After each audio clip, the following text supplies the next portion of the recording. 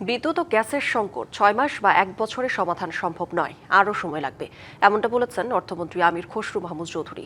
বিদ্যুৎ গ্যাস ছাড়া অর্থনীতি এগিয়ে নেওয়া সম্ভব নয়, সংকট নিরসনে কাজ করছে সরকার। রবিবার রাজধানীর ইন্টারকন্টিনেন্টাল হোটেলে American chamber of commerce in Bangladesh বা অ্যামচ্যাম আয়োজিত সেমিনারে অর্থমন্ত্রী বলেন, দেশের অর্থনীতি বর্তমানে স্থিতিশীলতার প্রক্রিয়ার মধ্যে রয়েছে। উত্তরাধিকার সূত্রে পাওয়া আর্থিক সংকট থেকে ঘুরে দাঁড়ানোর চেষ্টা করছে সরকার। ভবিষ্যতে জ্বালানি চাহিদা মেটাতে নবায়নযোগ্য জ্বালানি, গ্যাস ও কয়লার সমন্বয়ে বিদ্যুৎ উৎপাদনের পরিকল্পনা করা হচ্ছে।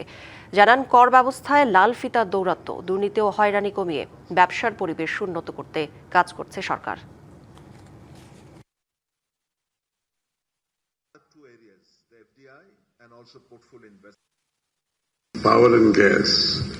বিদ্যুৎ ও জ্বালানি সংকট ৬ মাস বা ১ বছরে সমাধান করা সম্ভব নয়। এই সংকট কাটাতে আরও সময় লাগবে। গ্যাস, বিদ্যুৎ ছাড়া অর্থনীতি এগিয়ে নেওয়া সম্ভব নয়, তাই এই সংকট নিরসনে সরকার কাজ করছে। নগদ নিয়ে এলো হার না মানা হার অফার। সর্বনিম্ন ১০,০০০ টাকা রেমিটেন্স নগদে পাঠালে থাকছে স্বর্ণের হার জেতার সুযোগ।